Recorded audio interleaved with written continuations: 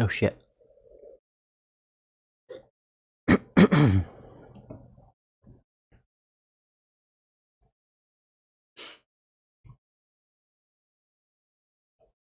Alright. Oh. Okay. Whoo, boy. Thought I'd screwed that up.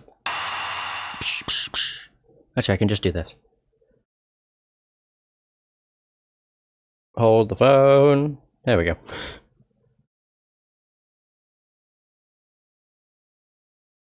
Hey everybody, the Reeswirl here, and welcome back to more of Ace Attorney Investigations, Miles Edgeworth. I almost flubbed the name. Whew. Right, Turnabout Airlines. Let's go. Let's begin. Oh, I've just finished recording a PC game, so I don't need to adjust my audio. The murder that occurred in my office. The return of the great thief Yatagarasu. Thinking back, everything began on that fateful day 2 days ago. Bloody hell. 2 days earlier. Oh, what the fuck? Huh? What is happening? Well, we're going back in time. God, this is super confusing. Is that called iFly? Yes, everything began high up in the air, 9,000 feet in the air, to be precise. Jesus. Thank you for flying iFly Airlines. We are currently experiencing some slight turbulence. We are asking all passengers to please return to their seats and fasten their seatbelts. Oh my. Some slight turbulence. It's more like an earthquake. Bum bum bum bum. What? Is that wine? Or is it blood? Oh god. I don't know. It could be anything. Alright, so we have March 12th, 6:13 AM. Flight I-390, first floor lounge. Okay, smokes. Ah. Why do I feel like I just woke up from a horrible nightmare? 6:13. Huh. Guess I was out cold for about 10 minutes. Huh. Slight turbulence indeed.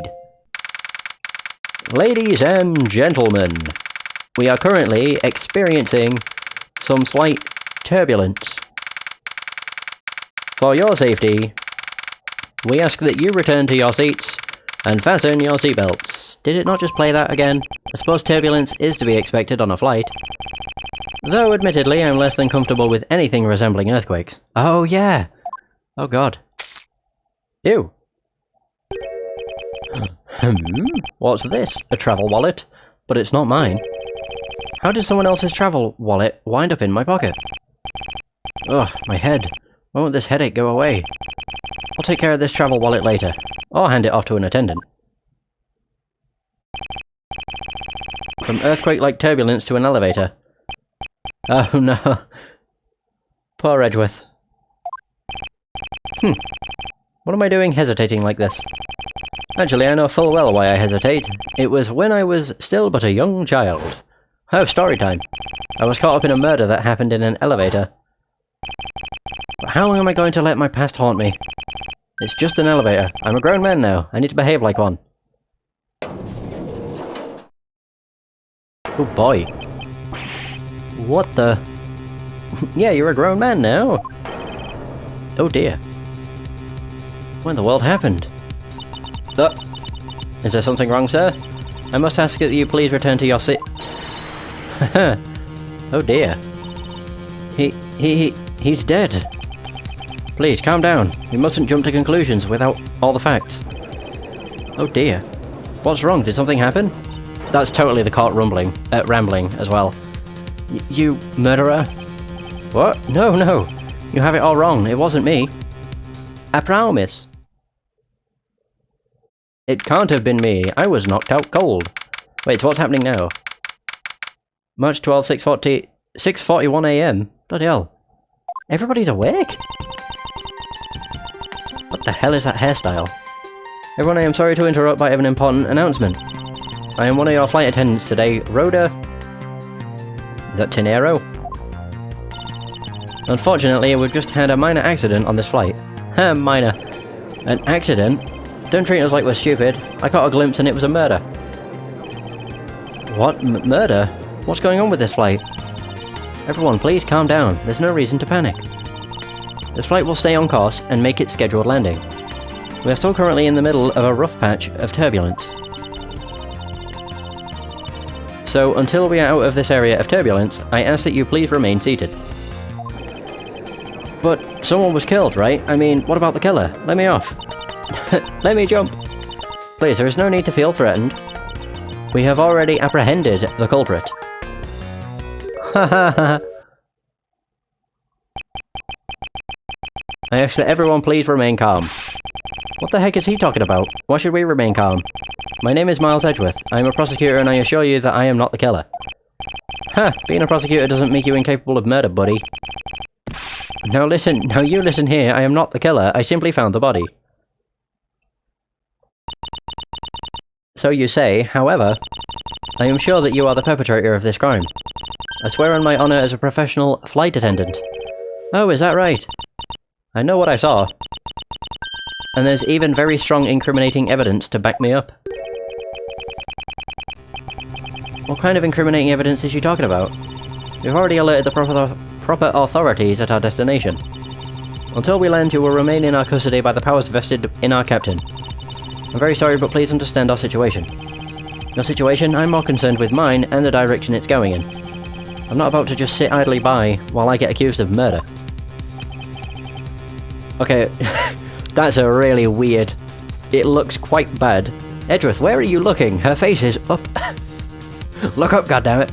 Miss Tenero, is it? Yes. It just looks weird, because of where his eyes are and the position of her sprite. I was wondering if you might give me a chance. A chance to do what? A chance to plead my case. And a chance to ask what you meant by incriminating evidence just now. To accuse a passenger of such a grave crime without allowing him to give a proper defense. Can the professional flight attendant inside of you really call this action righteous?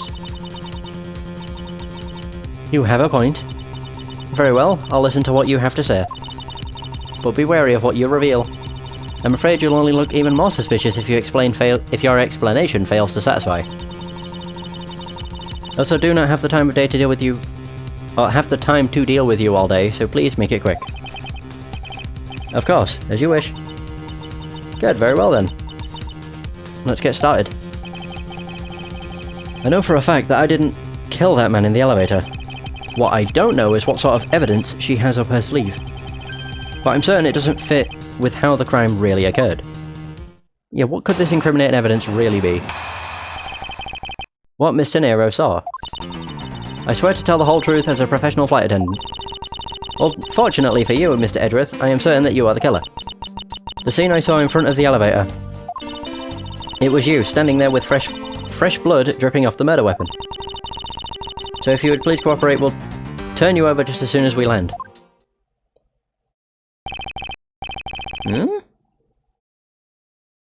That's it? That's her evidence?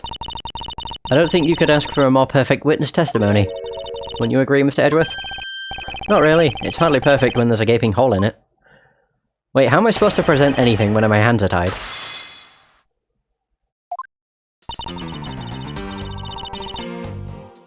Hold it! Oh. I don't get it. Sometimes it works, sometimes it doesn't. Tell me what exactly puts the pro in professional flight attendant for you? Well, it means we are very professional about how we take care of our passengers. Services like fetching papers and responding to calls are done with speed and accuracy.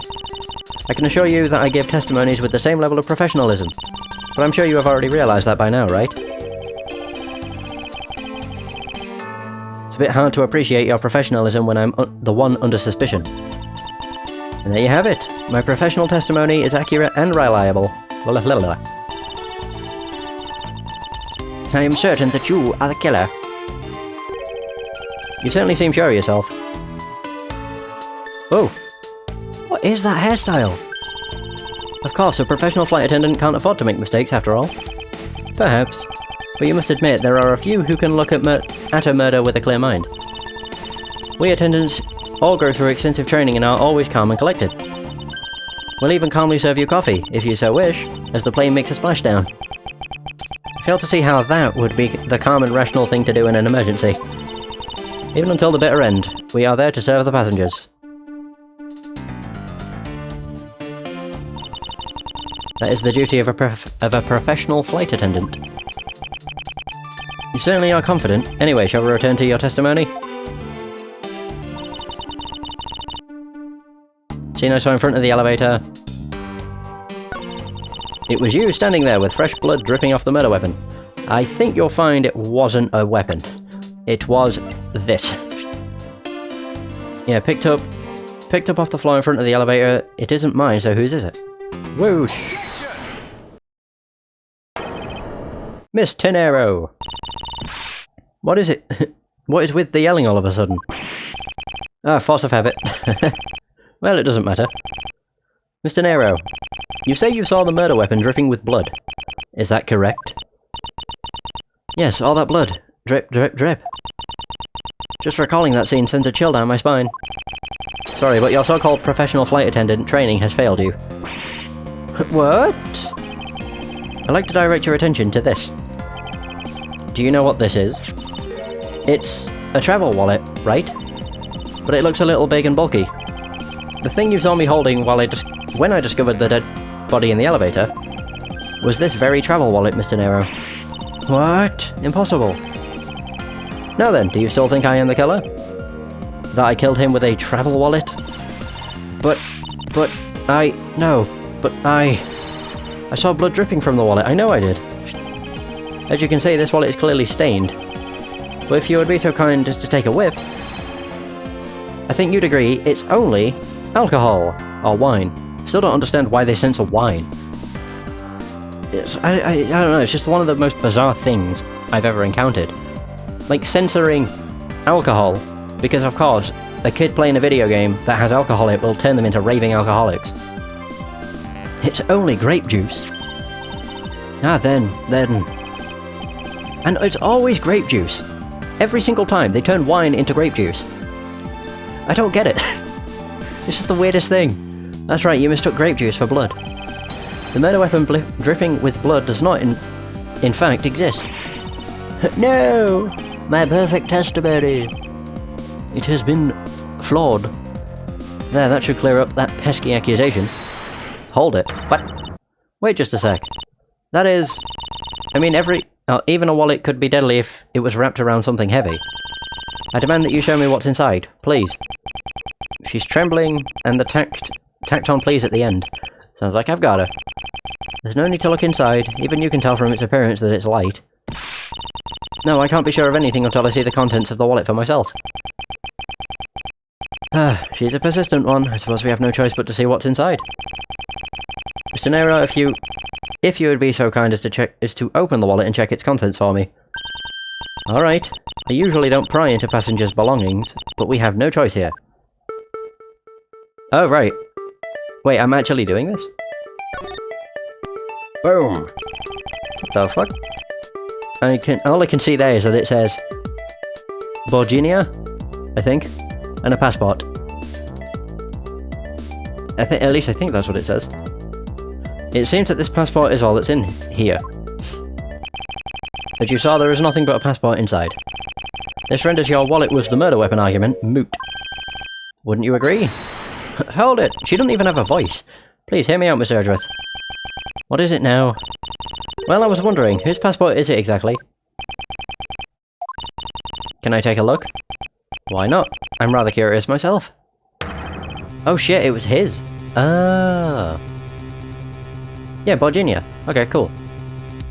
I'm assuming that's what it is, Virginia. This is... just as I thought. This travel wallet belonged to Mr. Ackby Hicks, which makes it the victim's property. Ah, very good. Are you shitting me? You stole the victim's wallet. Didn't you? How dare you? You said it yourself. You claimed to be holding this wallet in your hands when I found you. Perhaps I did misconstrue the wallet for the murder weapon, but it seems that I wasn't wrong about who the culprit is. You've got to be kidding. What the heck? Okay, Mr. Nero's logic. It's flawed. As you claim, the murder weapon is not the travel wallet. However, it is something you stole from Mr. Hicks after you were done with the vile deed. I found it hard to believe myself, but your motive was very simple. You were out to steal Mr. Hicks' money, weren't you? What? So even though I didn't have the murder weapon on me, you still suspect me, I see. You stood up at the crime scene with the victim's wallet in your hands. How can I turn a blind eye and not suspect you of foul play? I mean, she has a point, but still, it's kind of stupid. Right, so, her logic is still stupid. And flawed. Boom boom. As you claimed, the murder weapon is not the travel wallet. Wait, oh, why am I reading it? Okay. I might as well just press everything. It's fun. Shouldn't that be proof enough for you that I did not murder the victim? Not at all. Oh, and why not? Because that wallet may not have been what I thought it was. What? It is something you stole from Mr. Hicks after you were done with the— Yeah. Hold it. You think I stole it? Yes, I'm very sorry to say it. And I wouldn't usually be so rude, but it must be said. I never thought I'd see the day, but here I am calling a passenger a thief. Maybe I should put on a serious face and say it more directly. I believe you removed the wallet from the victim's personage. It really doesn't matter how you phrase it. What I'd like to know is why you think I stole Mr. Hicks, or Hicks's wallet. Hard to believe myself, but your motive was very simple. You wanted his money! I don't think I have any sort of motive to speak of. I never met Mr. Hicks before, and our only connection is this one flight. But that is more than enough of a reason. How do you figure? He was sitting in first class, and I think the implication is quite clear. You wanted his money! But if I wanted to steal his money, then surely I would have just taken what's on the ground. What the hell did he get hit by? Yeah, I would have just taken what was on the ground. You silly goose. I wonder if I might get a word in, Mr. Nero. But what is it now? Mr. Nero? I wonder if you noticed the contradiction with your own testimony. What are you talking about? It's simply impossible that the motive for this murder was monetary theft. One glance at the crime scene should have told you that. What about this crime? What about this scene would prove that the motive for the murder was not the money? Any of this. You know, literally any of this money. Would you look at this? It's a note! If I may direct your attention to the things strewn all over the floor. Ah. That's right, the floor is covered in bills and coinage. By your rationale, these were the very things the killer was after. I think we can assume that the wallet fell during the victim's struggle with his killer. And I would think that the killer would have noticed something like money scattering everywhere. Furthermore, as you can see, there was no effort made by the killer to gather the money. But the wallet... Objection! Ah yes, the wallet. You will also recall that the only thing in it was Mr. Hicks' passport. If you are really insisting that it was a crime based on greed, then you're claiming that it was all for an empty travel wallet. Forgive me! Oh my god. Jump into conclusions. Hey, what the heck? Are you saying the attendant's wrong? So that guy isn't the killer? Huh, don't believe it, everyone. It's a trick. Will you all please be quiet? Mr. Nero. Yes? You lost your cool when you saw the dead body. Plus, the lounge was dark, and looking into the light from the elevator, it's easy to see how you mistook the wallet in my hand for the murder weapon. I take no offense that you thought that I was the killer. Mr. Edgeworth. Thank you for releasing me. Yeah! What the fuck? What is it now? Excusey? He's talking in wingdings. Mr. Nero, if you could please translate, I'd be much obliged. It sounds like Borginian, but I don't understand any of it. There's another attendant on this flight who... I said that he's giving you the run... Oh, he is giving the runabout. I don't require an interpreter, I speak English just well, see? You, the attendant.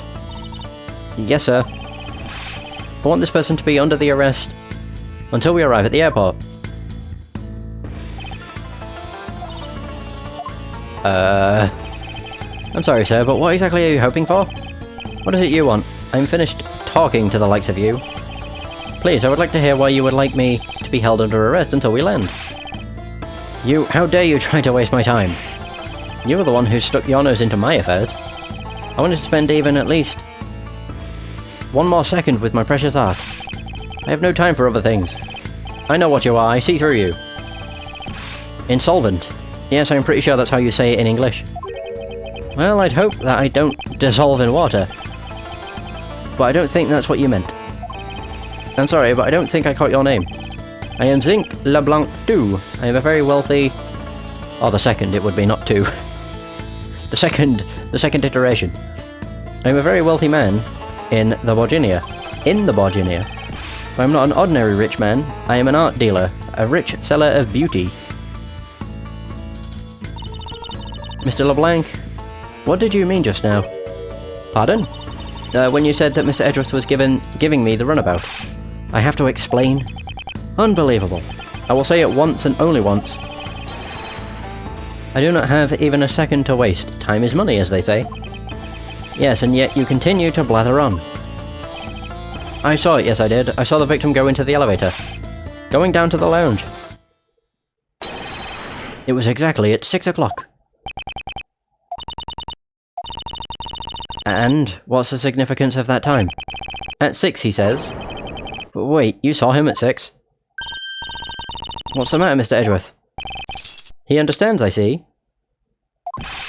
Mr. Attendant, what time did you discover the body? Well, it was a little after the patch of turbulence, so I would say around 6:15. Ah. Hicks was his name, was it? And I say that man Hicks was killed in the 15-minute time span. And the only person in the lounge at that time was this prosecutor, yes?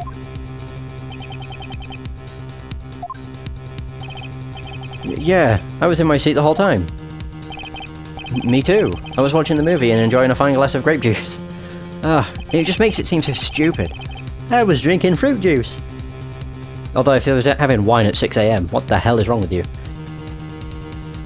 I was still eating, still haven't finished, see? That was one hell of a plate.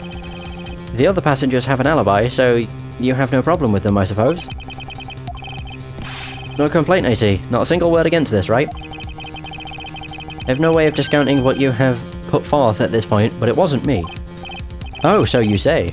But do you have what you say, the evidence? Mr. Edgeworth, are you really the culprit after all? Mr. LeBlanc, I suppose you are quite certain in what you saw, enough to give testimony? Of course, I was looking at that man the whole time. He was playing with that annoying little, small machine the whole time. Machine?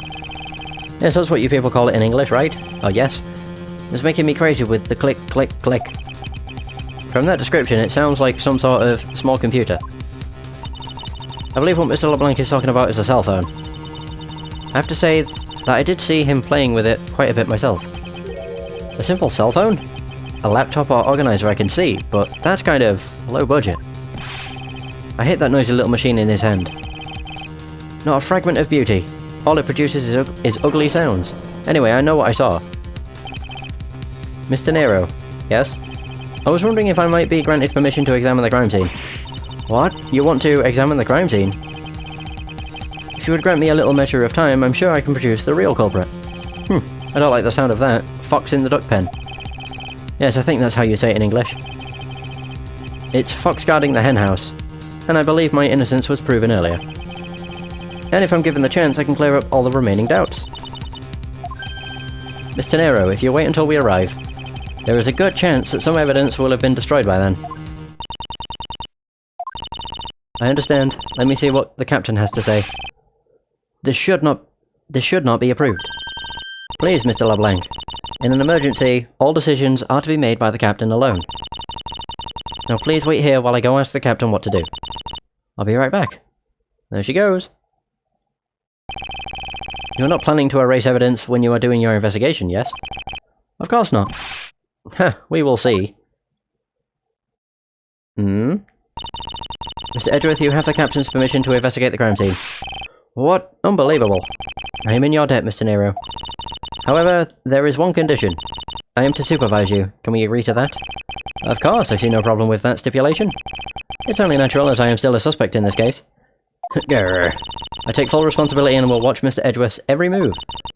Hope this reassurance... Wait. Oh, this is reassurance enough. That there will be no foul play. Now then, Mr. Edgeworth, shall we proceed? If you should need my help with anything, please feel free to touch the partner button. It's time to head to the crime scene. Or to the scene of the crime. The first floor lounge. Yeah! Oh. Wait, so we're in first class. Oh, I see. This is cool. Can I actually... Oh my god, I can sprint! Yeah! Woohoo! Man, I can move fast. So March 12th, 7:26 AM. My god, it's been like an hour already. What? Okay, so first floor lounge.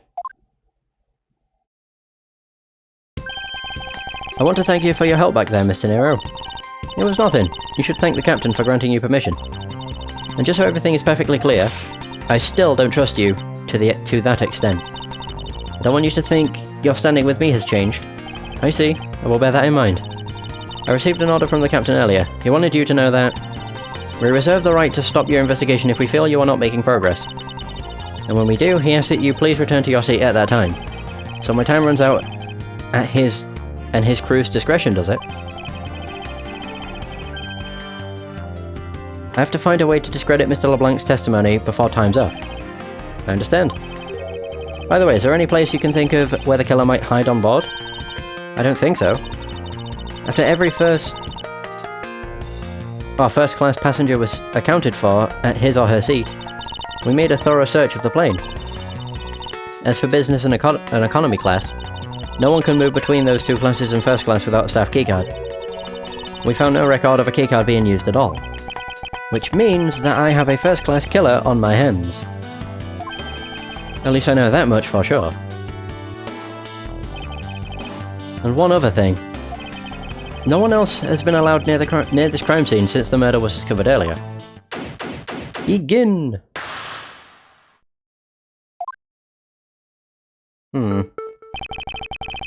Now then, let's get started. But where should we start from? Let's start with Mr. LeBlanc's statements. The crime occurred between 6 AM and 6:15. During that interval, the only person in the... Oh god. The only person in the lounge was myself, which would make me the prime suspect. However, since I did not kill Mr. Higgs, it means that the killer was around somewhere. Where was the killer? What clues point to where the killer could have been?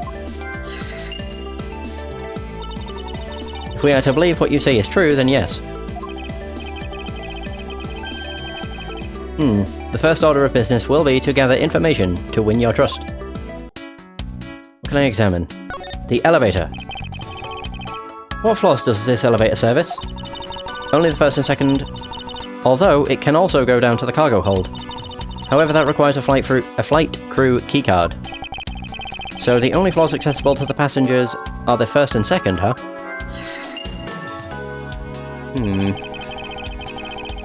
I won't rest until I've inspected every suspicious-looking nook and cranny. Right, well this thing's super suspicious. What is this sinister-looking figure on the floor here? No, that's a piggy bank of our company mascot, Mr. I Fly. It's just one of the many pieces of merchandise we sell at our in-flight shop. This bank is a limited edition, and is so popular that we are down to our last one. You have an in-flight shop? Yes, it's just beyond the lounge to the right. The shutter to the store is closed at the moment, but it was open the whole flight, up until Mr. Hicks' body was discovered. There's blood on here. Could this have been the murder weapon? So murder weapon Mr. I Fly. The blood on it is still fresh. Could this be the murder weapon? Right, another thing I think is next to the money, which is, I think that's the phone. Maybe. Right, so money is strewn all over the floor of the elevator. I would guess it was all in Mr. Hicks' wallet at some point. Oh, wait, that's not the phone? Really? I doubt anyone was expecting to find a dead body in an elevator on this flight. So Mr. Hicks, he's really dead? Yes. She's trembling, although I can't fault her for that when there's a corpse right there. Mr. Higgs, if you're really dead, then please answer yes. Wait, what? I see she's over the trembling now, although a new symptom seems to have appeared. Anyway, I should focus on the victim's body. Let's see. There's blood on the back of Mr. Hicks' head. Could this be the cause of death? What, blunt force trauma? Yeah, okay. He appears to have been struck very hard. Wait, broken glasses? Even his glasses are broken. Okay. I wonder, what the hell is that? Strap. I wonder what was hanging off of... Oh, off of this lanyard. Something's missing from this picture, and if I could just put my finger on it. Something is missing. Well, I could actually use the logic.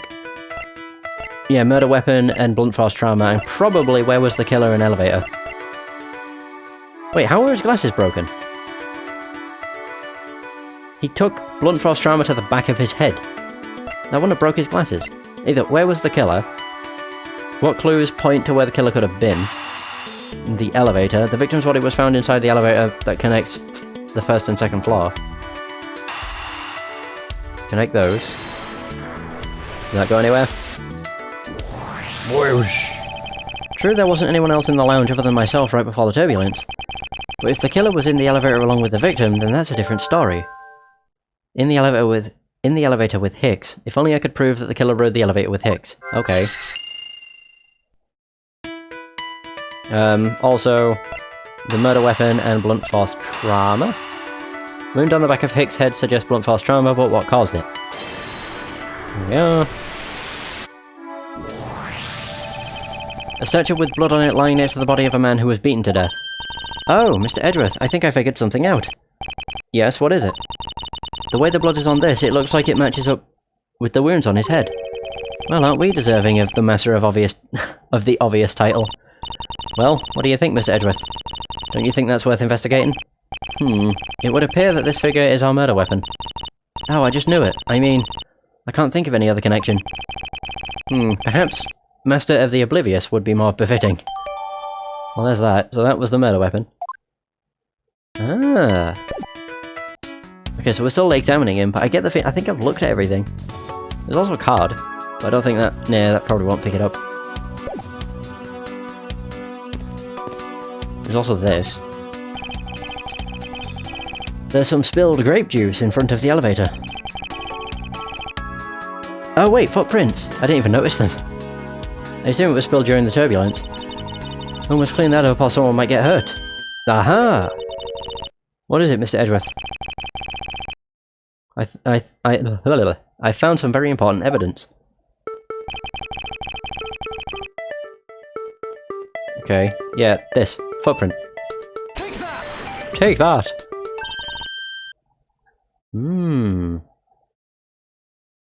So what is it? They're a little smudged, but I think we can both agree they are a set of footprints. Going off to the right, too. So you think...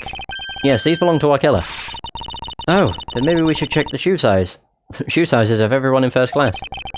I don't think that will be of any help to us.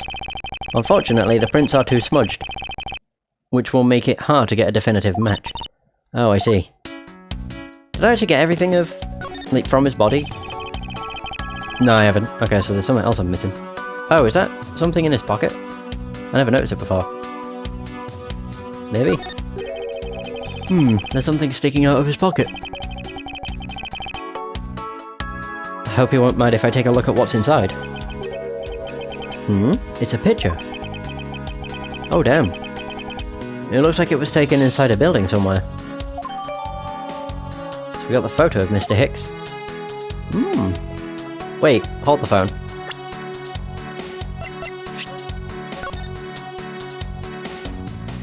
Is that his phone? I think so. So I can actually deduce. Oh no, not that point. Crap. No. Thankfully. Whew. This is, though. This lanyard. Alright, this spot is To any of the evidence I hold. Yes, the photo. Eureka! Mr. Hicks's machine is nowhere to be found. His machine? Ahem. His cell phone, Mr. Nero. Ah, so I guess because it's not here. Yes, I think we can safely deduce that the killer took it. Aha! We got the missing cell phone.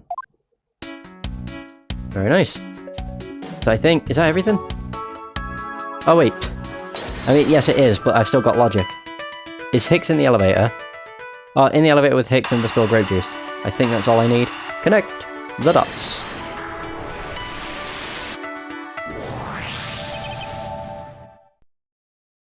I have it. I'm sorry, but I don't understand, Mr. Edgeworth. I can prove that someone other than myself was here around the time of the murder. What, really? Yes, it's rather simple, actually. The proof is in the pudding, or rather, the grape juice in this case. These footsteps here confess to me this very fact. That someone exited the elevator alive. Seeing as how the victim is dead, that would mean a second person. But couldn't the footprints be from Mr. Hicks himself? Ah, but if you take a look at the victim's shoes, you can see the soles are spotless. Which means... Mr. Hicks wasn't alone in the elevator. In fact, it's quite the opposite. There was actually one other person inside the elevator. Aha! Well, there we go. Grape juice footprints added to the organizer. Oh, there we go. Investigation completed! Whoosh! I win! What's going on over there? Oh, Christ. This guy again.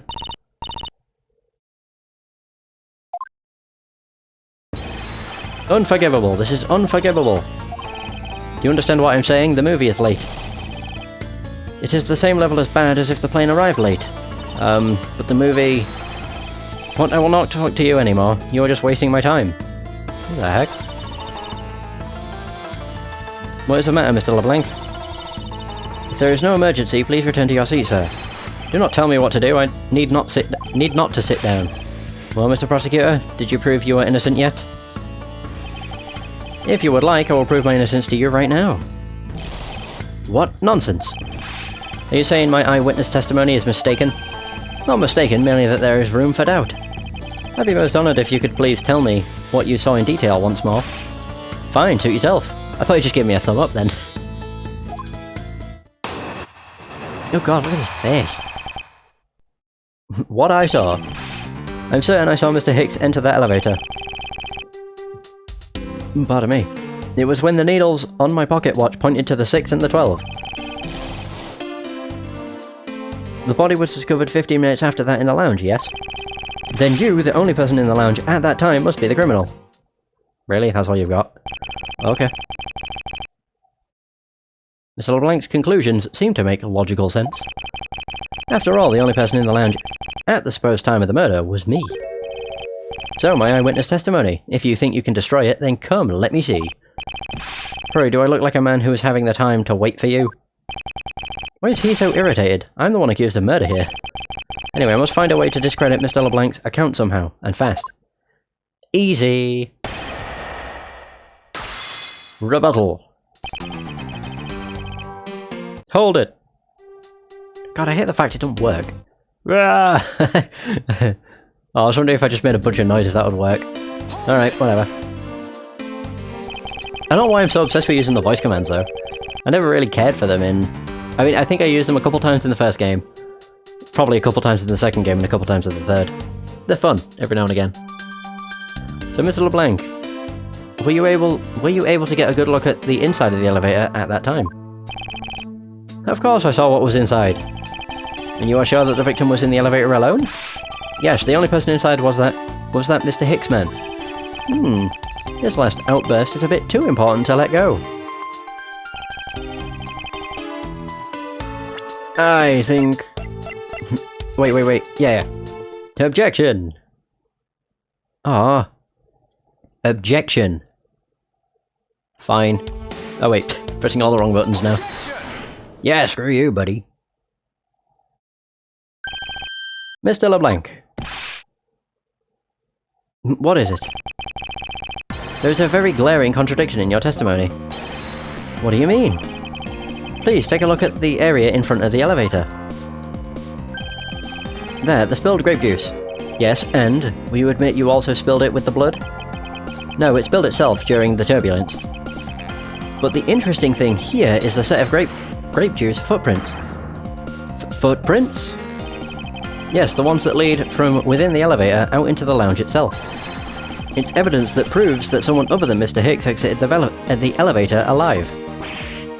Oof. There must have been another person in the elevator with Mr. Hicks. Now then, I'm done playing games. Why don't you tell me, or tell us the truth? Oh, he's not even talking in English. Oh, great. Can you please translate for us? No way, that's totally impossible, I guess is what he said. No way, that is totally impossible. I know there was no other person in there, I saw with my own eyes.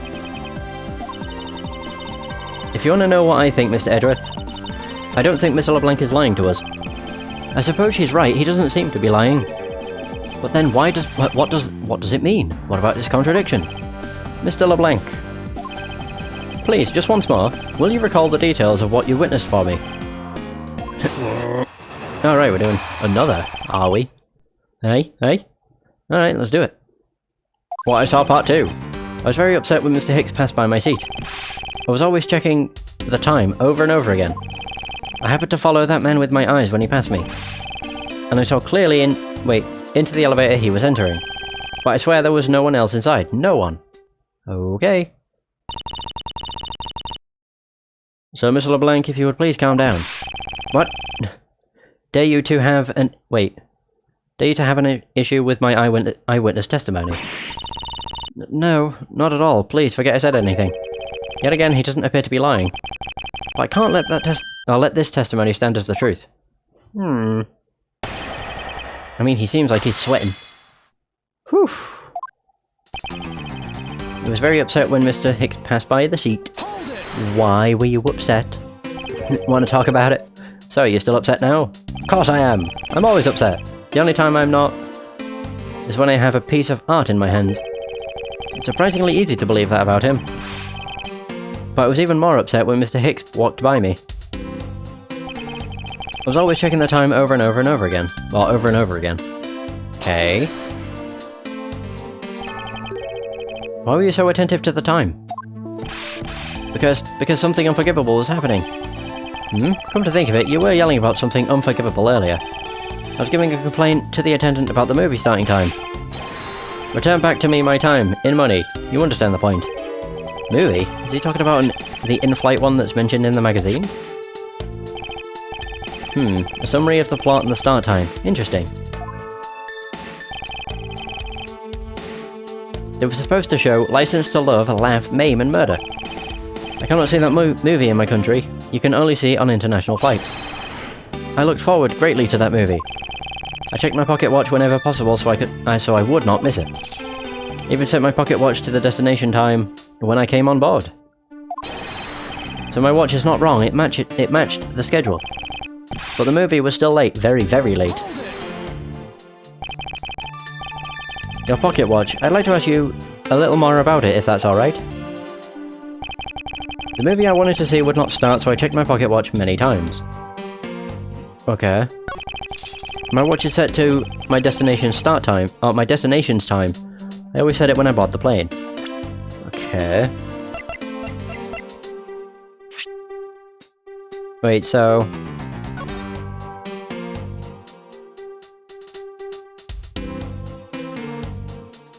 Oh, that's why. All times shown correspond to our departure time zone. So he set it for... I'm guessing that's what it is. Yeah.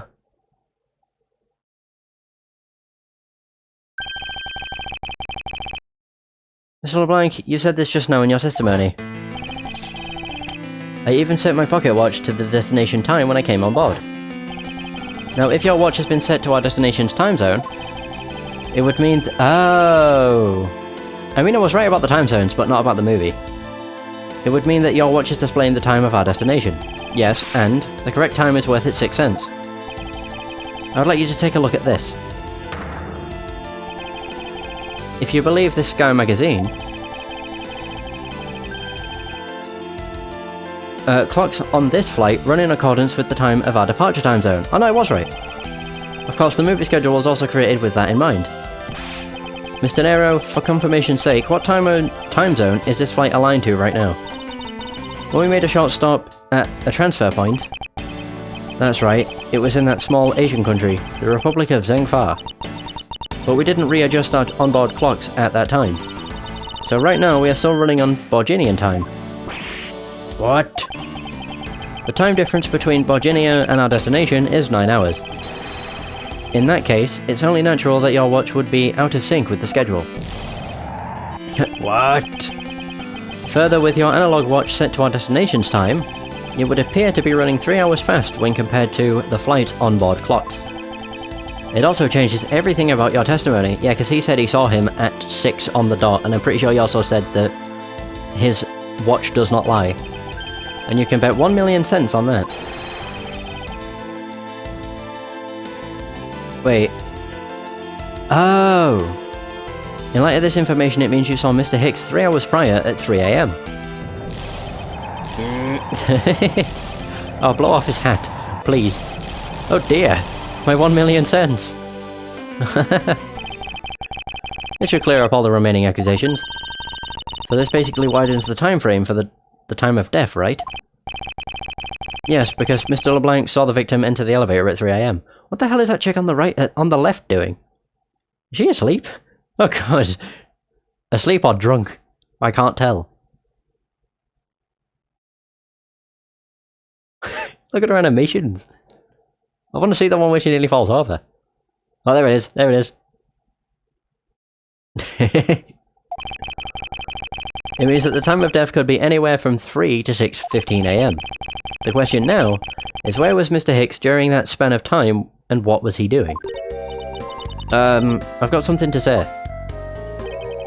And you are? Yeah, oh. I'm Cammy Meal. I'm a flight attendant.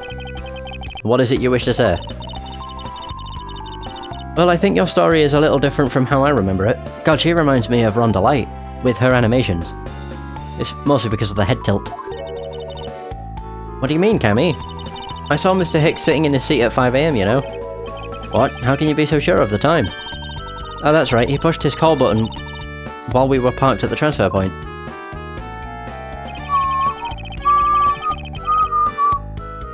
God, the music's so weird for this. Or for her theme. The stop we made for refueling and cargo transfer in Zhengfa, correct? Yes, it was from 4 to 5 AM according to our clocks. And during that time, did any of the passengers leave, or did any new ones board this flight? No. Not a single person got off or on in Zhengfa. What about the flight crew? The few who were handling the cargo transfer might have temporarily gotten on or off. But eventually everyone, including Cammy and myself, came back to the plane.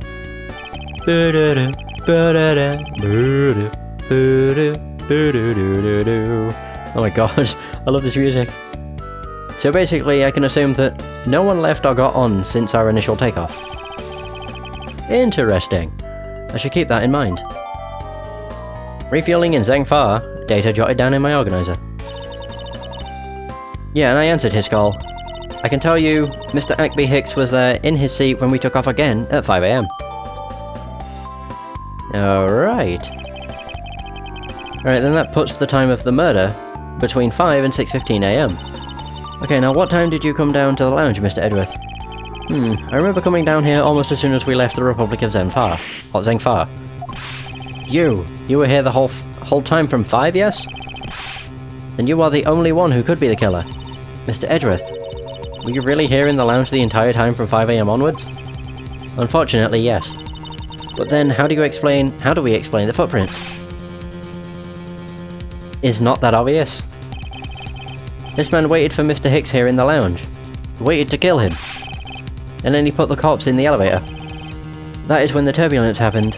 My eyewitness testimony may have been mistaken. But what time I saw Mr. Hicks enter the elevator on the second floor does not matter, because the entire incident concluded here in this lounge. Everything happened in this lounge? Is that what you really believe, Mr. LeBlanc? Do you have another idea? I simply feel that there is something out of place in this scenario you presented. Is there something that I can... Wait, that can tie this crown to a location other than this lounge? The footprints?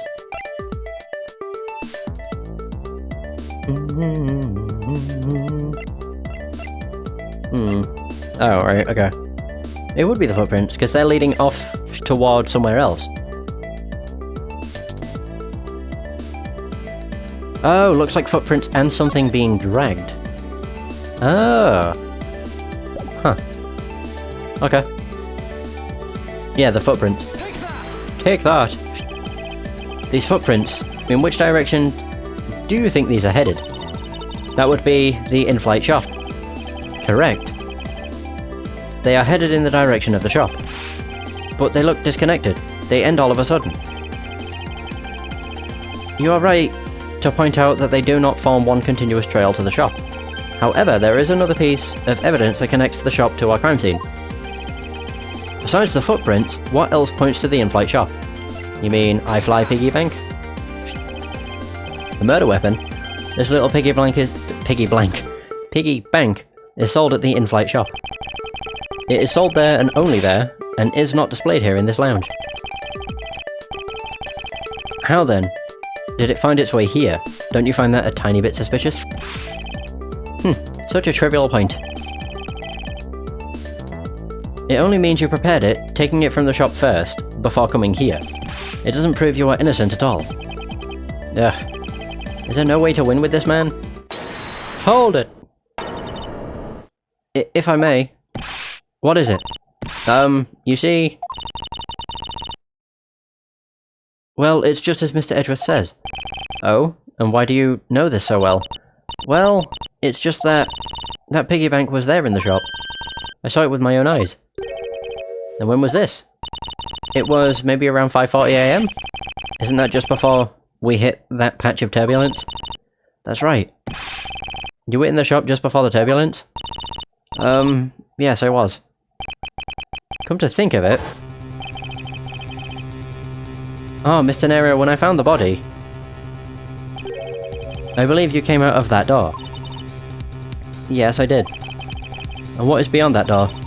That's the flight attendant's room. Then, you were on the first floor? Yes. I had to do something at the shop and in the flight attendant's room.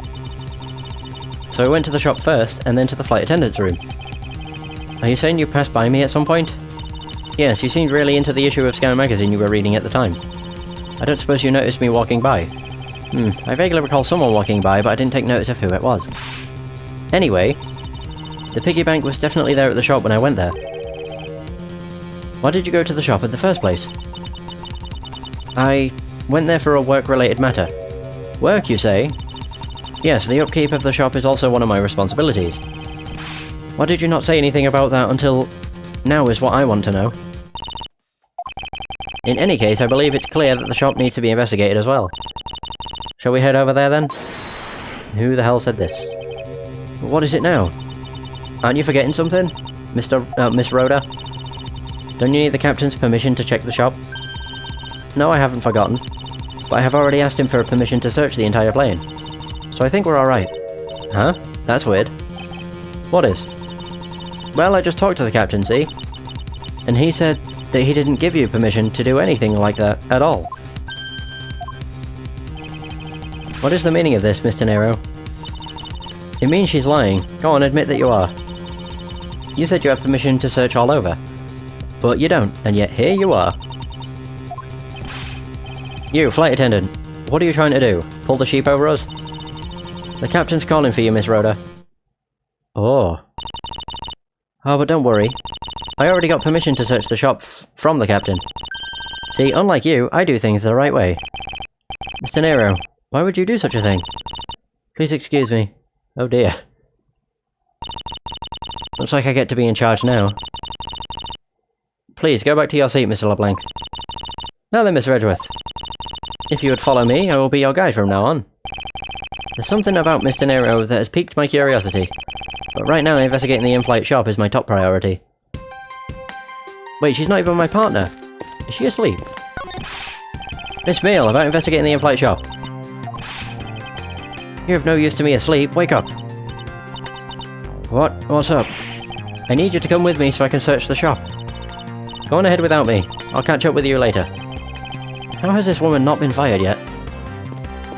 Who knows? Oh man.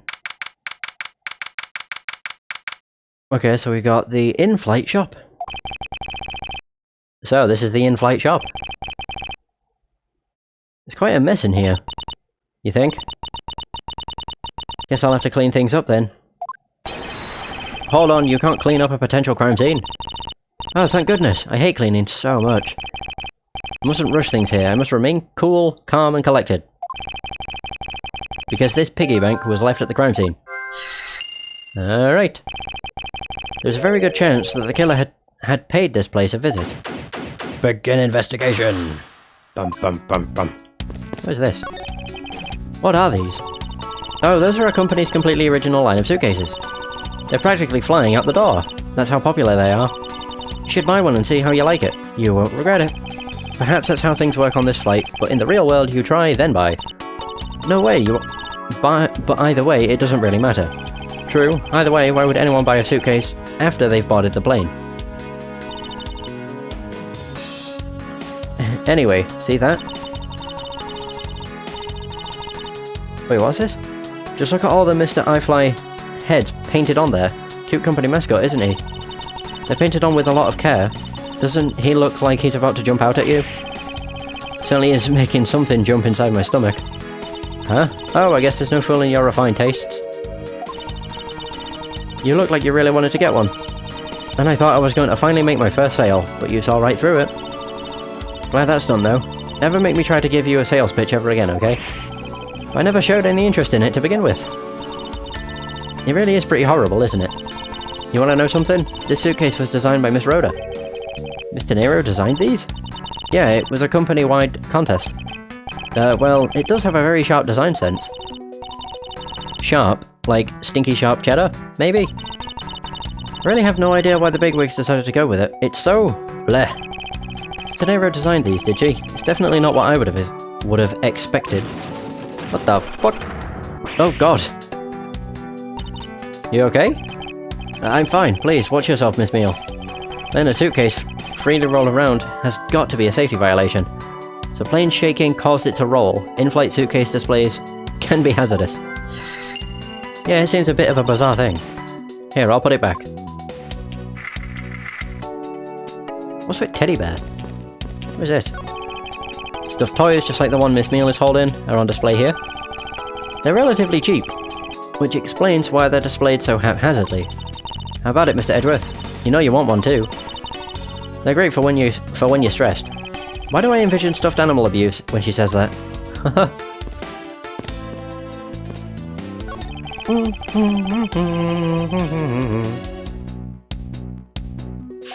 So the glass door from this display case's... wait. The glass from this display case's door is shattered all over the floor.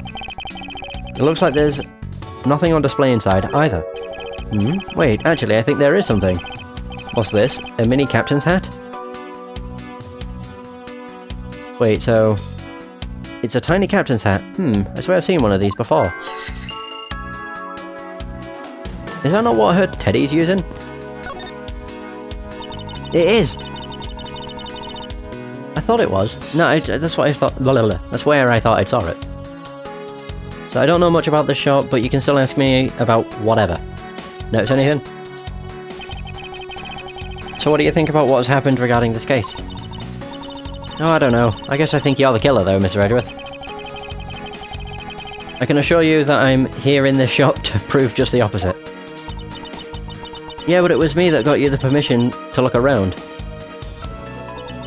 You know? So don't forget that, okay? She's gonna fall asleep again. Oh, it's the fact her hair just disappears. No, not disappears, it just so quickly flings over her head. How am I supposed to thank you properly if you insist on falling asleep?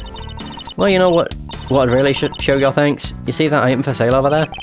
Sorry, but you're going to have to make do with my words of appreciation. Alright.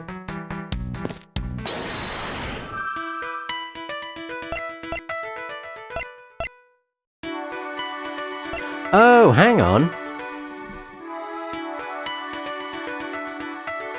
I've just realised what that teddy is. It's meant to be iFly, which means these statues should have a hat. Yeah. I think so. The hat probably used to be on that the piggy bank's head. Let's give it a go and see. Ah, I believe this piggy bank was forcibly removed from this display case. Does this mean that the killer broke the glass to get at it? Okay, so it's been updated. Yay! Oh, yawns. Really? Don't tell me you don't know what things go where in this shop. Well, I don't. Miss Rhoda's in charge of this place. So come on, how should I know anything? I sense that further inspection of this display case is needed. Okay, broken glasses in a suitcase. Yep.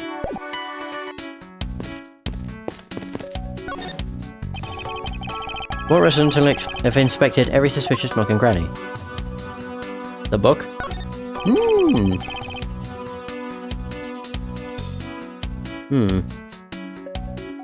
So, the glass on this door is broken. Hatsu was the killer who broke it in order to take the piggy bank. It's a bit odd that inside of the case is so devoid of glass shards. Plus the glass broke rather cleanly.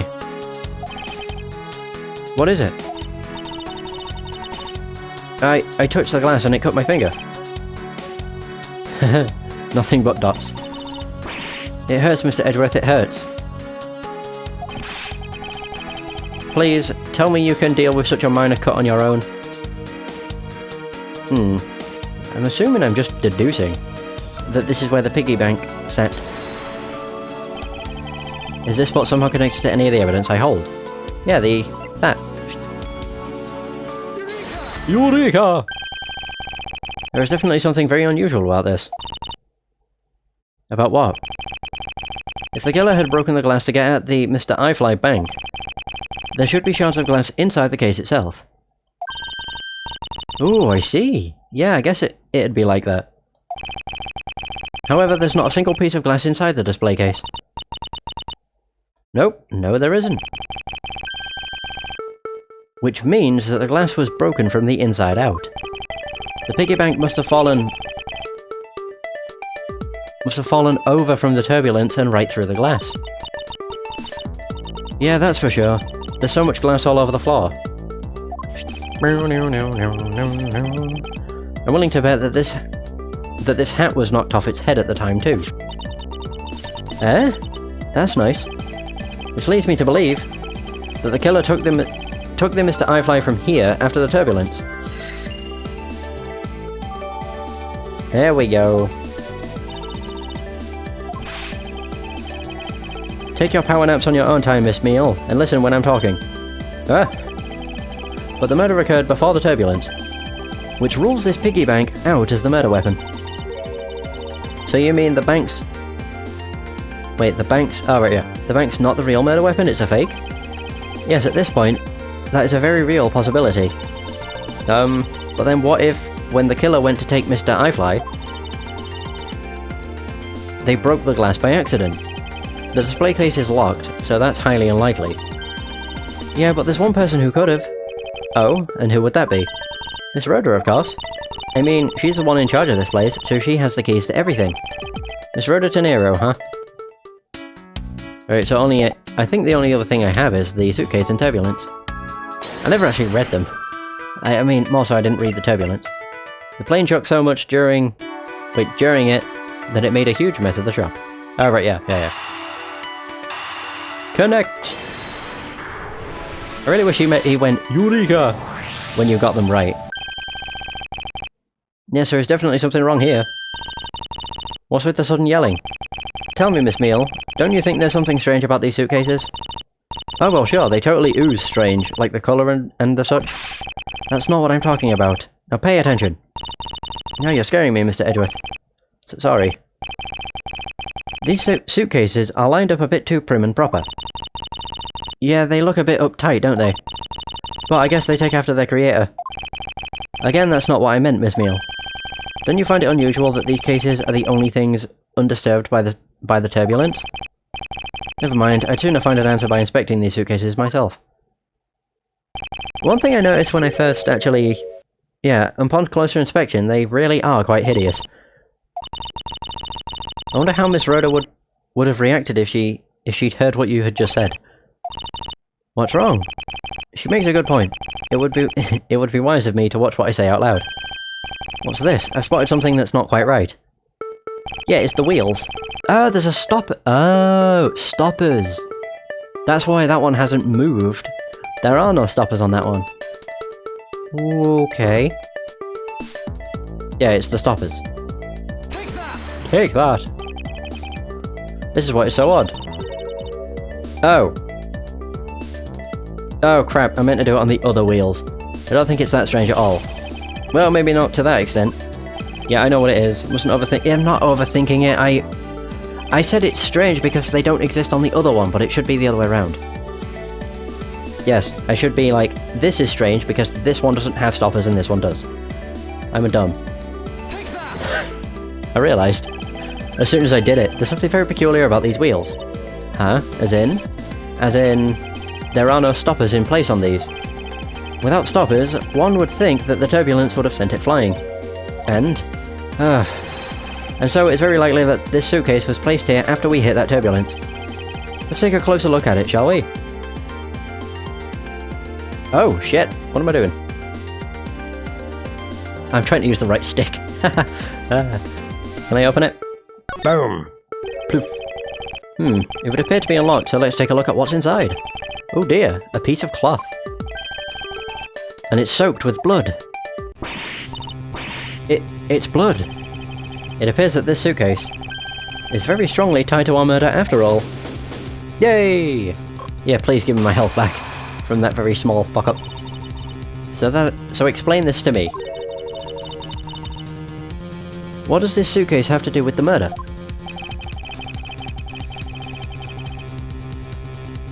I believe it's pretty safe to say that the killer used this suitcase in some manner. Such as to move something, perhaps?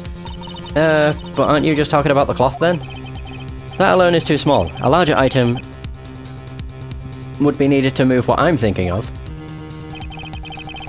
The thing I believe the killer used... Wait. The killer I believed... What am I saying? The thing I believe the killer used this suitcase to transport is the body. Yeah, I would probably say it's that. Yeah, the body. Something that would fit inside a suitcase that is also covered in blood. Sounds like a dead body, doesn't it? Yeah! Nice. Oh god, okay.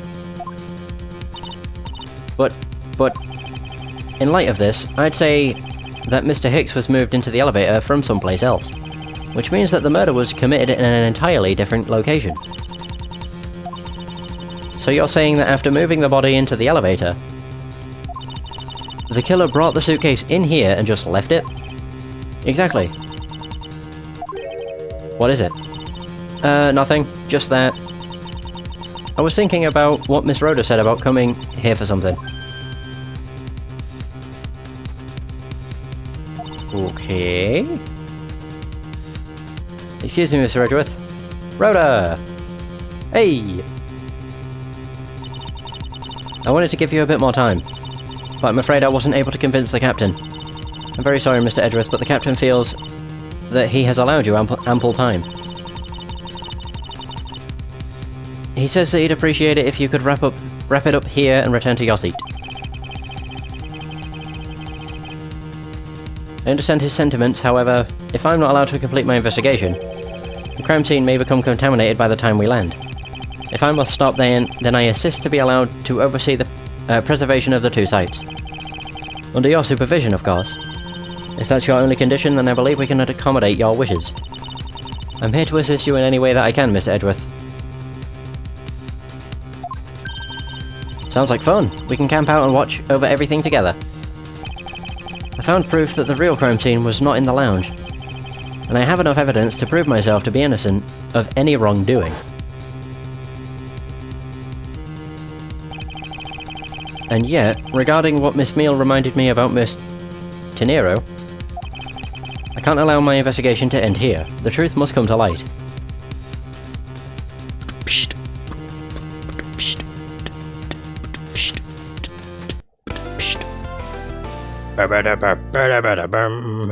Yay! Save time. Yeah! Alrighty. Yo, this game takes a long time to save. What the fuck? Where are we? So March 12th, 1 PM, local time. Hope Springs Airport. I know that once we had landed, I'm supposed to let the local police take over. And thanks to Miss Tenero and Miss Meal, I was able to preserve the crime scene. But I just can't shake it. I wasn't able to talk with Miss Tenero in private. So I'm left wondering just what she's up... or what was she up to? Why did she do what she did? There must be a way for me to continue my investigation. I've been expecting you, Miles Edgeworth. Wait, is this... Oh my god, it is! It's Franziska! Oh, Franziska? I thought you were still in Germany. I go where I am needed. And wherever there are criminals to be caught. Her name is Franziska von Karma, the daughter of my mentor, Manfred von Karma. She, like myself, is a prosecutor. Are you heading up this case? It would be a bit of a relief if you are. Don't you try to flatter me, Miles Edgeworth. I'm placing you under arrest. What? It's quite frustrating, actually. I had hoped to exact my revenge on you in a different venue. Well, I'll have to take what I can get. I never thought I'd see the day. When a disciple of the House of Von Karma would become a criminal, have you no shame? Wait, it has all been a big misunderstanding. I didn't kill the victim. A misunderstanding? I heard all about the murder over the police radio from the captain himself. You waited for the victim on the first floor and then beat him to death. Franziska, do you honestly believe that I killed a man? I suppose I should reserve judgment until after I've investigated this for myself. I could put your arrest on hold until then. That's as it should be. Huh, I don't need a lecture on how to perform my duties from you of all people. To be perfect in every way, the fulfillment of that creed alone is all I strive for. Well, I have my own creed which I must fulfill, so why don't we solve this together? I have to get going. The crime scene awaits. Don't you dare leave town. Trust me, I had no intention to. Detective Gumshoe! Yes, sir. Oh, look at him! Too slow. No. Listen up, I'm leaving you in charge of watching this man. Don't mess up, understand? Mr. Edgeworth, I'm supposed to guard him? A simple yes or no, detective. Yes, sir. Understood, sir. Just leave it to me. Miles Edgeworth? If you interfere with my investigation, I'll arrest you on the spot. Are we clear? Now then, if you'll excuse me. Good to see you again, Mr. Edgeworth, sir. Why, am I glad to see you're okay. Thank you, detective. I believe in you, sir. You can lean on me. I'll get you through this. I have to admit, I'm a bit curious as to what Franziska is up to. Maybe I should ask the good detective. Very well, in that case, I have a few questions for you. Oh, there we go. I'm in control. Whoa! I actually really want to talk with... I don't know who I can talk to. This guy, I think? Looking from behind, I think I've seen this man somewhere before. In Soviet Russia, well-flagged lunch boxes eat Jew. Found it, lol. Oh, I feel a wave of creative powers coming on. It's over 9,000.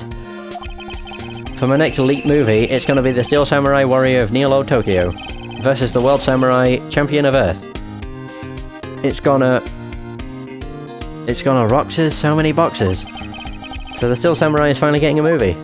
Yep, that's the guy from Case 3? Case 3 of the first game. Yeah, Steel Samurai, Warrior of Neo Tokyo. Lunchland. Not bad, I guess it's gotten big enough to warrant its own branch shop. What should I go with?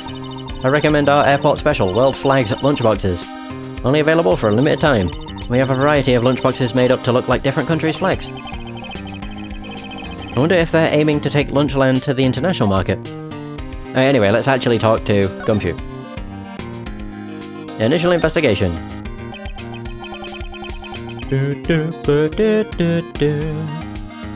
So, how was the initial investigation going? We just shipped the body off to the coroner's office. And we're taking statements now, sir. That sounds like Franziska. She was always good at quick responses to a case. I'd say she was a little too quick, sir. Oh, how so? I rushed on over as soon as I got word of the affair, sir.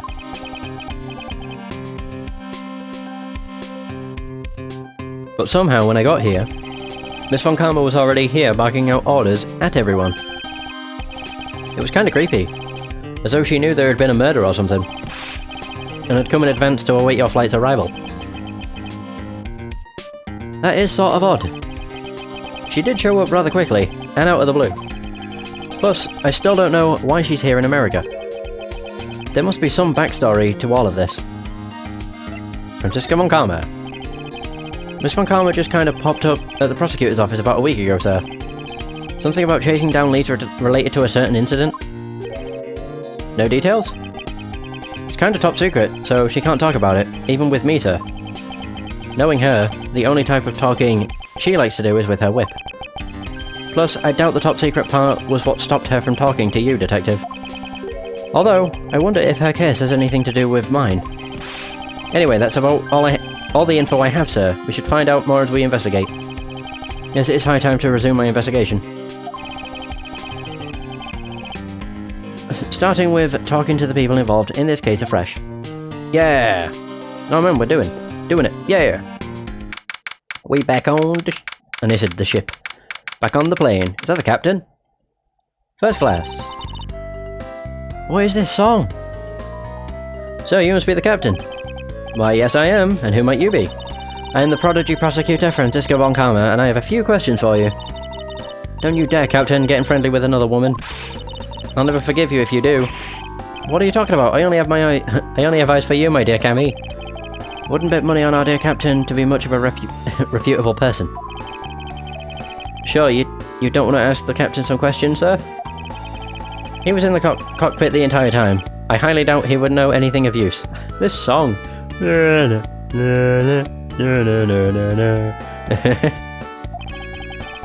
Anyway, I like to leave that type of witness to Franziska and her whip.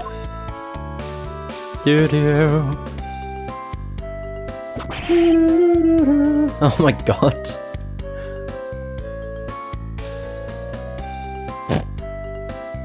Oh dear. Oh god, it's that guy again. It's LeBlanc! Now see here. Sorry, I'm sorry! How long do you intend to hold me?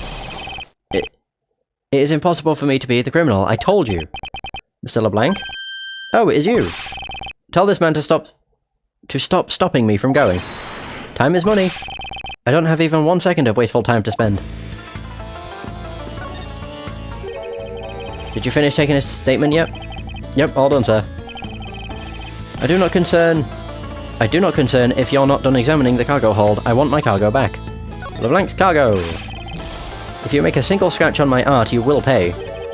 Art? What sort of art? Mr. LeBlanc is an art dealer, so he's got a bunch of artwork down in the cargo hold, sir. There's practically a mountain of them, large and small.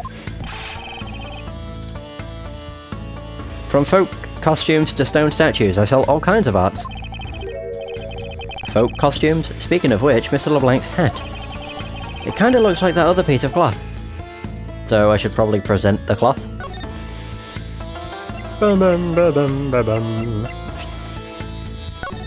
Soiled with blood. Mr. LeBlanc, can you please take a look at this for me? Oh, it's a Borginian cloth. As I suspected, your hat is made of the same material, I suppose. Yes, of course, this fabric is so famous, orders come from over the seas for more. Interesting. Then this is the cargo you were talking about earlier. No, my cargo this time is much, many gigantic. You, detective, when can I have my cargo moved? You can get your cargo back when we're done investigating, pal. The stubbornness of you police, it is no good. And it is no good that attendant refuses to exit the attendance room too. That attendant? I wonder if he's talking about Mr. Nero. Of course he is. Who else would it be? Right, Rhoda, Nero. What did you mean by that attendant, Miss LeBlanc? She was taken in the attendance room for her interview. And then they still have not come out. They make no sign of coming out either. I was finished with my own interview much earlier, quicker than her. Why is Mr. Nero's interview the only one that's taking up so much time? Ah, Franziska. Miles Edgeworth, you were given free rein to examine the plane, weren't you? Yes, I was able to obtain the cooperation of the flight attendants. Speaking of attendants, I'd like to speak with Miss Tenero. I wonder if you might grant me permission to enter the flight attendants' room. Before I do, you still have to clear up a few issues surrounding your own circumstances. Okay. I understand. You may have tricked those attendants with your sophisticated talking. But you can't pull the wool over my eyes, Miles Edgeworth. Alright, we're having an argument with her now. Franziska's logic. Let's not complicate things and go with the most obvious conclusion. The scene of the crime was here, in the very lounge the body was discovered. From the time the victim was seen calling for an attendant until his body was found, the only person in this lounge the entire time was you, Miles Edgeworth. This unmistakably makes you the likeliest suspect. Okay. The likeliest suspect, Franziska. Do you have a problem with that? No, but it's not like you to use such vague wording. You're usually a bit more absolute. I'm simply trying to watch out for you.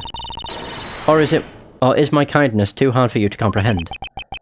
Thank you, but your leniency is unnecessary, for I will prove my innocence soon enough. If I want to continue my investigation, I'll have to break her line of logic. Fast. Right, oh well, definitely I would not say the crime was in the lounge. Because it was moved by a suitcase. Right, the suitcase. Yeah, this was used to transport the body. Boom! Bitch. Ho ho ho! It would appear that you did not have all the information you needed after all. What does that mean? I found a nice piece of evidence just before I was forced to stop investigating. A piece that proves that the body was moved from a different location. The music is the best. The killer used his suitcase to move the victim's body, meaning that the real scene of the crime is not this lounge at all. Objection! Now who's the one rashly jumping to conclusions? Excuse me? All you did was find this piece of cloth inside the suitcase. That doesn't prove that the body was moved. It could be that the killer simply chose that suitcase as a good place to hide the cloth. I expected you would come to that conclusion. It would seem I can't escape that easily.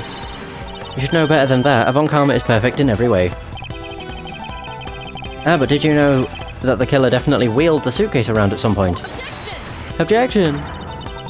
As if there is proof of that. Oh, but there is. My dear Watson. Boom, boom. Okay, so where is the proof that this suitcase was moved around? Here, obviously. Take that! The spilled grape juice in front of the elevator? No way! Yes, and I'd like to draw your attention to this area here. So where is the evidence that proves the killer dragged the suitcase through here? Oh, yeah. I don't think it matters, as long as it's on this. Boom. That should be fine. This mark here, wouldn't you say that it looks suspiciously like tracks from two wheels? I suppose. Further, there is also grape juice residue on the wheels of the suitcase. This means that the suitcase containing the victim's body definitely passed through here. I suppose that this means that the killer did move the victim's body from somewhere else. I'm glad you've come to your senses. Oh my god. Not so fast, this still doesn't put you in the clear, not by a long shot. Oh really? Argument number 2. Alright, cool. Let's do it. Francisca's logic part 2. You prepared yourself and acquired the piggy bank before the plane hit that turbulence, and then you waited for the victim in the lounge where you beat him to death. Then, while you were in the elevator with the victim's body stuffed into the suitcase, the plane hit that patch of turbulence and out flew the body from within the suitcase. With no way out, you hastily put the suitcase back where you were taking it from, and pretended to be the discoverer of the body. Really? How absurd. Not a bad bit of logic for something you thought of on the fly. Just what are you insinuating? I will show you exactly how flawed your logic is. No matter how strong of a face you put on, not even you can hide your fears from me. I'll expose the flaws in her logic in one fell swoop. Oh, yeah!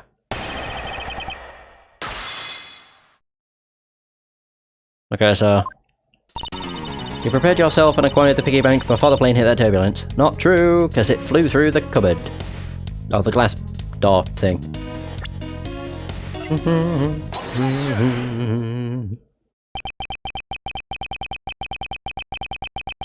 The fact that you took this piece of evidence into account in your testimony is to be commended. Your legal prowess is certainly something to be feared.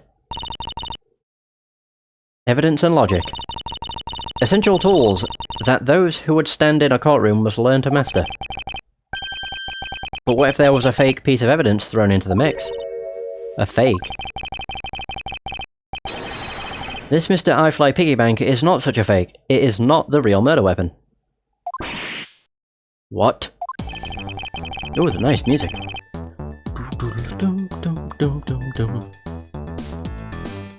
The timing of when the bank was taken from the shop is important. And it was taken after the turbulence had occurred.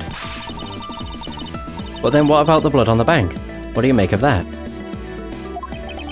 I assume it was added after the murder when the killer fabricated this weapon. Looking at it this way, the killer basically did 3 things after the turbulence.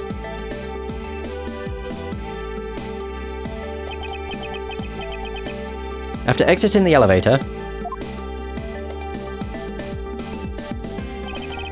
the killer brought the suitcase to the shop and left it there.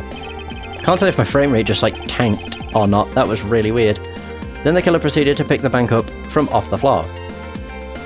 It just sounded like the... Yeah, it definitely is. And took it to fabricate the fake murder weapon by hitting the victim on the head. I still need to figure out the best, settings for this emulator. Or maybe even look up a different emulator I could use. Finally, the victim's wallet was planted on my personage, in my pocket to be precise. God, it's weird hearing it in slow-mo, but I don't know, because they're going at normal speed. It's weird. Everything was done... No, it's definitely in slow-mo, because I can tell by the arrows and how fast they move. Everything was done so that I would be framed for the murder of Mr. Ackby Hicks. And also the fact it speeds up.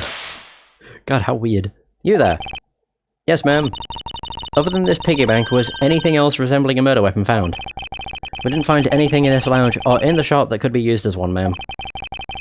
Most of the items that could have been used were broken during the turbulence. And the remaining items all tested negative for any trace of blood. I see. Well, Miles Edgeworth, it appears your stall tactics are at an end. That was weird. But it's possible that it's just hidden somewhere, sir. What the hell was that? Oh right, because she used the whip. If the criminal had wanted to hide the weapon in a safer place... I think the weapon would have been hidden in the same place as the bloody cloth. Exactly what I was thinking.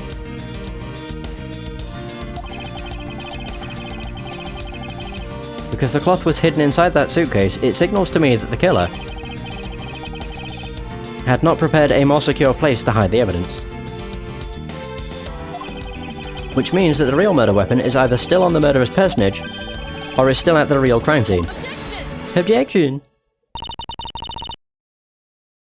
There is one more possibility, and that would be that the piggy bank is in fact the real weapon.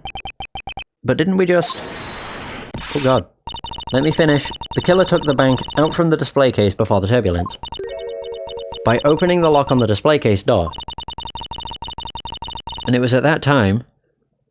Wait, what? At that time that the glass pane in the door was broken. I'd say that's a perfectly reasonable line of reasoning, wouldn't you? Let's see, so that means... that the killer had the key to the display case. Franziska, the person you're talking about... No, not so fast, I'm not finished. The person I'm talking about also committed another sin. She tricked the captain, and granted you permission to conduct your investigation. Yes, it is the sin of lying. She's on about Rhoda. Speaking of which, I recall that you also wish to speak with her. Yes. Very well, permission granted. But only if I can sit in on your interrogation. Do we understand each other? I have no intention of interrogating her, but you are welcome to accompany me if you so wish. Mr. Nero is in the flight attendant's room. Let's move. Okay. Here we go.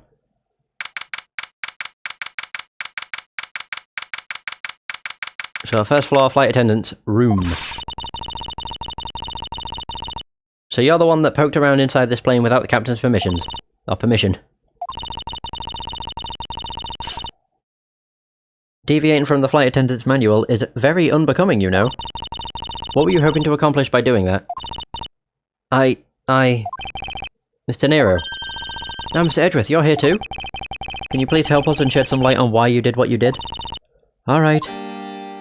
Oh, there we go. I think I have to talk to her. Yay! Oh, she looks so sad. Right, so the captain's permission. Why did you lie about receiving the captain's permission like that? Because I didn't think I would be able to get his permission. What do you mean? The captain, he only has ears for Cammy. I spoke with the captain a little earlier myself.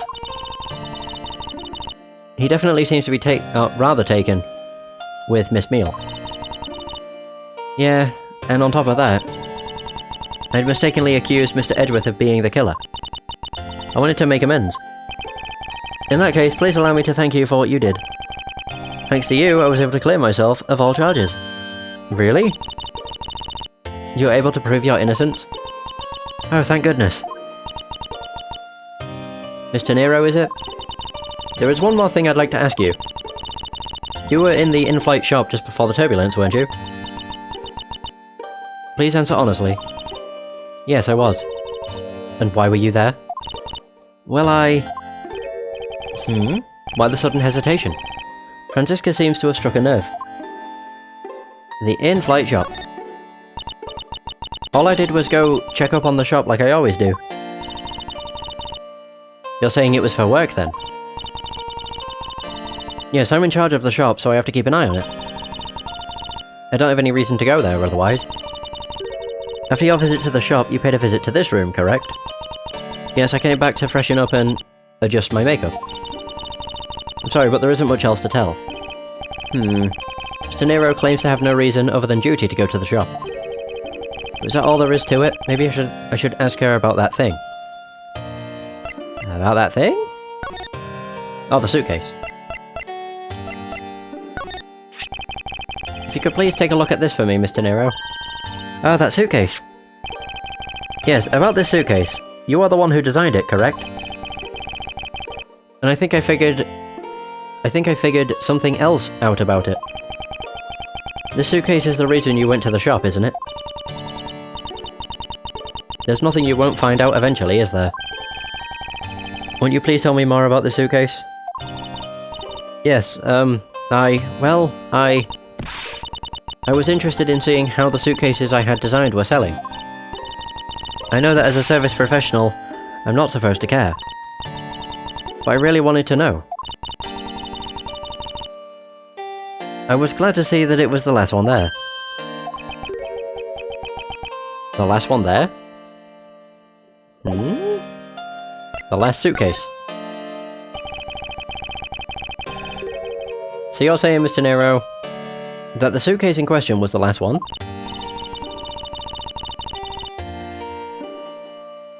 Yes, they're just so popular they're practically flying off the shelves. That's not exactly the impression I got. The one in the shop is most definitely the last one. Well, we're currently looking at that suitcase. Really? Then I guess we sold all of them. Thank you very much for taking the last one. I didn't say anything about buying it. Then say you'll buy it. I'm sorry, I can't. But why? I think it'd grow great with your complexion, Mr. Edgeworth. It really suits you. I guarantee it personally as a service professional. Well, that is... How should I put this? It's hideous. What? Maybe that was a bit too direct. Moving on, my issue with the suitcases isn't the design, it's the number of them remaining. Remaining? There were 2 suitcases in the in-flight shop when I investigated it. 2? But that's impossible. I'm sure there was only 1. Looks like her story has generated quite the contradiction. When I left the shop, I'm positive there was only 1 suitcase left. Something is amiss here. What could be the meaning of this inconsistency? By the way, Miss Tenero, what is one of those suitcases doing here? That's... I thought you said there was only 1 left. That one is, it's mine. I've used it for a very long time now. She's used it for a very long time. I think not. Tenero, I'd appreciate it if you wouldn't lie to me. Excuse me? I don't believe for even 1 second that you've used it or used this for a very long time. What proves that this hasn't been used for nearly as long as Mr. Nero says? The price tag. Or more the fact it's got a tag on it. Oh! Tell me, Mr. Nero, is it also your habit to keep the price tag pristine on your suitcases? Or suitcase? What is the meaning of this? Why would you lie about a suitcase? Despite having faith in her design sense, the sales numbers made her cry bitter tears. The truth is becoming increasingly clear to me. Mr. Nero, I think I understand. I know what you were trying to hide.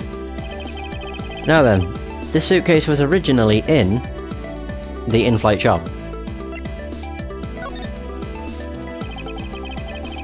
Seeing as how the price tag is still on this suitcase, one can only assume it was out on the floor for sale in the shop.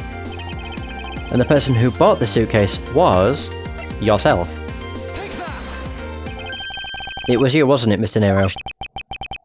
I hate to say this, but this suitcase that you designed, it hasn't sold very well, has it? You saw how poorly this design that you poured your heart into was selling, and were deeply hurt. That's why you wanted to make it look like it... You wanted to make it look like it was selling by buying it yourself. Isn't that right? Then, the reason you went to the shop and came back here was... I'm sorry. All I really have is my job. I was overjoyed when my design was chosen. I thought that maybe I had finally accomplished something. But the suitcases didn't sell. It's because of the design, isn't it? Or because it's, as you put it, hideous. I can't say they chose a great place in which to sell them either. Yeah, I mean, who would sell luggage on a plane? Bit dumb, but whatever. We weren't selling a single one, and they were just sitting there collecting dust. I felt so bad seeing them there day in, day out. So I decided to buy one for every flight I worked. You buy one every single time you work a flight. I see, so in order to keep your resolution, you went and bought one today as well. Yes, and here is my receipt for that purchase. This receipt is clearly timestamped 5:40 AM. Ah! Well, there's that. The truth is, there's still a bunch of them left unsold. They're planning to scrap the remaining ones at the end of this flight. Mr. Nero, where are these other suitcases? They should all be down in the cargo hold. Then the suitcase the killer used could very well have come from the cargo hold. Mr. Edgeworth, you don't think that the killer used one of my suitcases to... Yes, I do. The killer used one of your beloved suitcases to move the victim's body. How could they? Those suitcases were meant to be faithful partners to our passengers on their trips. That's all I ever wished for them to be. Mr. Nero, is there any other way to get to the cargo hold other than the elevator? The only other way is just through that door there. What about security? That door has no special lock installed because, just to enter this room, You need a special keycard that only crew members have access to, which means that the culprit is someone who can enter this room, eliminating the passengers and leaving only crew members as potential suspects. I can't believe it. Yes, Francisca? Going on these wild goose chases, you're a disgrace to the Von Karma name. And what do you mean by that? The suitcase came from the cargo hold. That fact alone tells the whole story. Yes, which is why I said the culprit must be a crew member who used their keycard. Miles Edgeworth, you're proposing that the killer rode the elevator to the cargo hold, from the cargo hold, correct? Yes, that's the only realistic possibility. That other attendant, Miss Meal. I asked her earlier and she had this to say. Francis got information out of Miss Meal? In order to make the elevator go down to the cargo hold, a different keycard is required. A different one? Yes, and the only person who holds that particular card is you, Miss Rhoda De Niro, and only you. What? Is this true, Mr. Nero? Yes, I keep that keycard in my locker at all times. Could you please show us that card right now? Yes, hold on. It's gone! Calling it. Yep, what do you know? I don't believe it. What's wrong? The keycard. It's gone. I mean, I saw that coming a mile off. Very clever. Pretending that your card was stolen when in fact you're just trying to hide it from us. You've really thought this through. Wait, it's not like that. You can tell us all about what it's like down at the station. Officer, arrest this woman. Yes, ma'am. Mr. Edgeworth.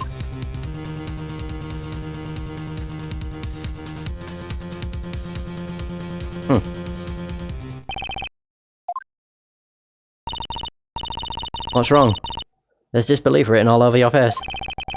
Francisca, I know that you are the lead investigator on this case. However, hold it, don't even think about wasting any more of my time. You know the rules as well as I do. Evidence speaks louder than words.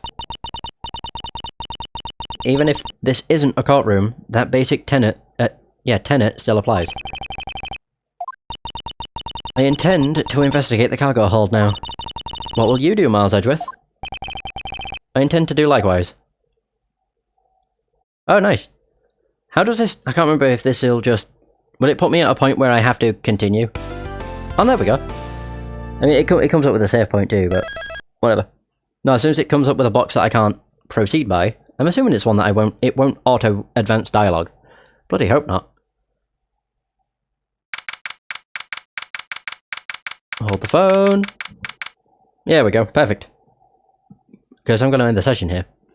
Because I've done half of this case, so I should be able to do the next case, the rest of this case next session. And yeah, that's really all there is to it. Either way, that's going to be the end of this session. Thanks so much for watching. I hope you have enjoyed. And until next time, take care.